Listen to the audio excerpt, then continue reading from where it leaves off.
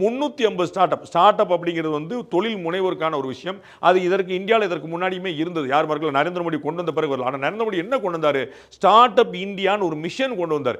அதை வந்து ஒரு ஸ்கீமா, ஒரு திட்டமாக கொண்டு வந்து பண்ணும்போது இந்தியாவில் சுதந்திரத்திலிருந்து இப்போ வரைக்கும் வந்து வெறும் 350 ஸ்டார்ட் அப் இருந்த இடத்துல எவ்வளவு தூரம் உயரம் பாருங்க. 350 ஸ்டார்ட் அப் இருந்த இடத்துல நேர போய் 1,18,000 ஸ்டார்ட் அப் வந்துருக்கு. அப்போ எவ்வளவு இது வந்து அதிரி புதிரி வளர்ச்சி. தொழில்துறை வளர்ச்சி தான் நாட்டின் வளர்ச்சியாக இருக்க முடியும். அதெல்லாம் ஜிடிபி வளரும், அதெல்லாம் பொருளாதார வளரும், அதனால தான் பணவீக்கம் குறையும்.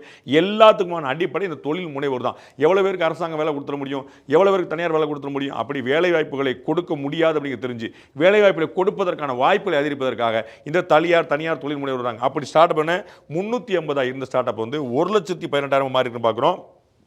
நம்ம சென்னை ஐஐடியில் பார்த்தீங்கன்னா 3 நாளைக்கு ஒருக்க வந்து ஒரு பேட்டன்ட் வந்து ரெஜிஸ்டர் பண்ணிட்டு இருக்காங்க. அந்த காப்பிரைட் சொல்லுவாங்க, பேட்டன்ட் சொல்லுவாங்களே, நானா ஒரு புது கண்டுபிடிச்சிருக்கேன், அது என்னுடைய கண்டுபிடிச்சு சொல்லிட்டு பேட்டன்ட் வாங்குறது. அப்படி 3 நாளைக்கு ஒரு பேட்டன் வாங்கிட்டு இருக்காங்க. அந்த பேட்டன் வாங்கின விஷயத்தில் எப்படி வந்து ஒரு 10 நாளைக்கு ஒரு ஸ்டார்ட் அப்பாக உருவாகிற மாதிரி அவங்க வந்து நிற்பாங்க. அவங்க அப்படி வந்து அடுத்த நோக்கி தான் நினைச்சிருக்காங்க. திரு காமக்கொடி அவர்கள் ஐஐடி டேரக்டர் சொல்லியிருக்காரு. அந்த மாதிரி ஸ்டார்ட் அப்புங்கிறத வந்து ஒரு பெரிய ஒரு திருவிழா மாதிரி கொண்டாடி இருக்காங்க. அதனால தான் அது வந்து 350 1,12,000 போய் நிற்க முடியுங்கிற பார்க்குறோம்.